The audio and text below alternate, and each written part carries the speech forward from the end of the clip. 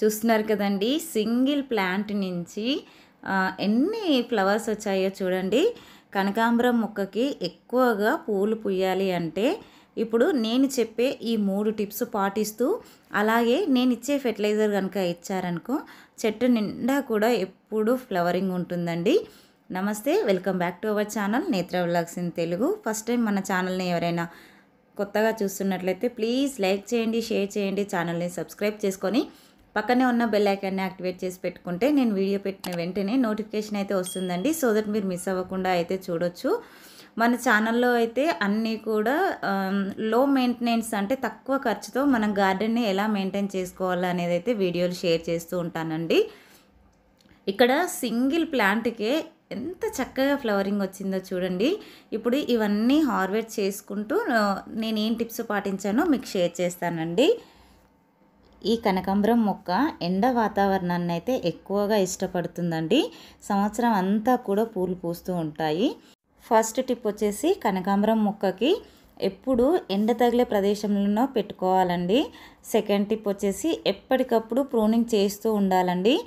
మనం పూలు ఎంత బాగా హార్వెస్ట్ చేస్తూ ఉంటే అంత బాగా ఫ్లవరింగ్ అనేది వస్తూ ఉంటుంది. కాబట్టి ఫ్లవర్స్ అనేది హార్వెస్ట్ చేసుకుంటూ పూలు అయిపోయిన తర్వాత సీడ్ పాట్స్ ఉంటుంది కదా, వాటిని అయితే కట్ చేసుకుంటూ ఉండాలి. అలాగే పైనంగా కొద్దిగా చిన్నగా టిప్ అనేది కట్ చేస్తూ ఉండాలండి. తర్వాత మెయిన్ ఇంపార్టెంట్ అండి, వాటర్ అనేది టాప్ సాయిల్ ఎప్పుడైతే డ్రై అవుతుందో అప్పుడు మాత్రమే వాటర్ ఇవ్వాలండి. ఓవర్ వాటరింగ్ ఇచ్చారనుకో ఫంగస్ లాగా వచ్చి కింది నుంచి కొమ్మలు ఎండిపోతూ ఉంటాయండి. ఈ కనకాంబరం మొక్కకి ఇసుక శాతం ఎక్కువగా ఉండేలా చూసుకోవాలి అండి.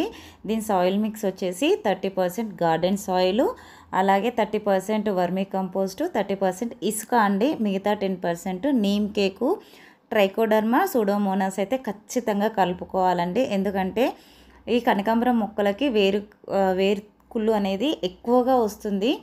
ఈ వర్షాకాలంలో అయితే ఇంకా ఎక్కువగా ఉంటుందండి.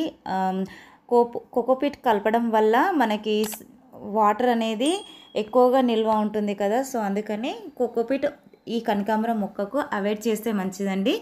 కోకోపీట్ బదులు రైస్ హస్క్ కలుపుకుంటే బెటర్గా ఉంటుంది. అలాగే ఇసుక కూడా యాడ్ చేయాలి. తర్వాత డ్రైన్ హోల్స్ అనేది ప్రాపర్గా ఉండేలా చూసుకోండి. అంటే 1-2 కాకుండా మల్టిపుల్, అంటే కొద్దిగా ఎక్కువగా హోల్స్ అయితే పెట్టుకోండి. ఈ ప్లాంట్కి అప్పుడప్పుడు మిల్లీ బగ్స్ అయితే వస్తూ ఉంటాయండి. అలాగే పేనుబంక కూడా చాలా ఎక్కువగా పడుతుంది. అలా పట్టినప్పుడు మనము బూడిద ఉంటుంది కదండి, బూడిద అనేది మొక్క మొత్తం కూడా జల్లుకోవాలండి. మొక్క ఆకుల మీద మొత్తం కూడా పడేటట్టు చెట్టు మొత్తము చల్లుకోవాలి. అలాగే వారానికి ఒకసారి నీమ్ ఆయిల్ స్ప్రే చేసుకుంటే కనుక ఈ ప్రాబ్లం నుంచి మన మొక్కని కాపాడుకోవచ్చు. పూలు ఎక్కువగా పూయాలి అంటే కావాల్సింది ఫెర్టిలైజర్ అండి. పూలనే కాదు, మన టెర్రస్ గార్డెనింగ్ చేసుకుంటున్నప్పుడు కూరగాయలైనా ఫ్రూట్స్ అయినా ఏవైనా సరే మనం మంచి హీల్డ్ తీసుకోవాలంటే కావాల్సింది ఫెర్టిలైజరు.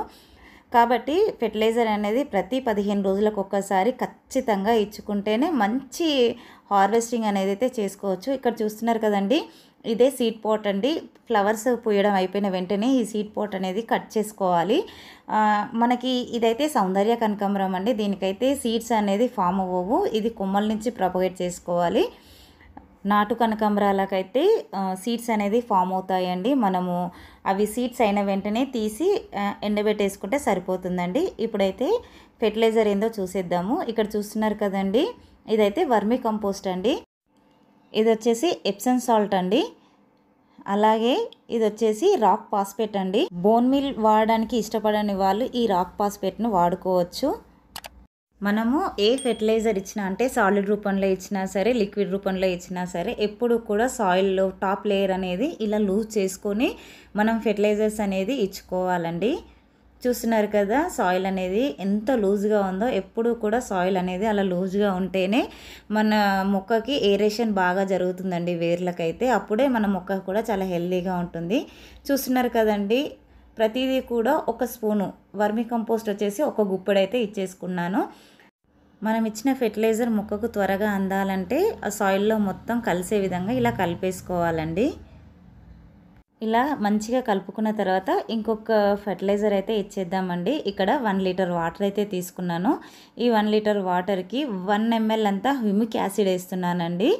ఇది ఇవ్వడం వల్ల మంచి ఫ్లవరింగ్ ఉంటుంది. అలాగే మొక్కల రూట్స్ అనేవి బాగా స్ప్రెడ్ అవుతాయి. మనకు రూట్స్ బాగా డెవలప్ అయితేనే ప్లాంట్ గ్రోత్ బాగా ఉంటుంది. ఈ ఫెర్టిలైజర్ని బాగా కలుపుకొని మన మొక్క మొదట్లో అయితే ఇచ్చుకోవాలండి.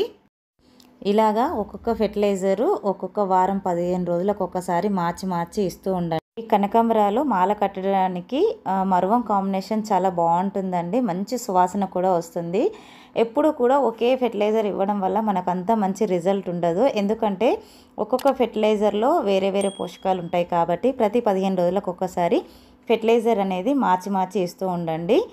ఐ హోప్ ఈ వీడియో నచ్చిందని అనుకుంటున్నాను. నచ్చితే లైక్ చేయండి, షేర్ చేయండి, ఛానల్ని సబ్స్క్రైబ్ చేసుకోండి. Thank you for watching.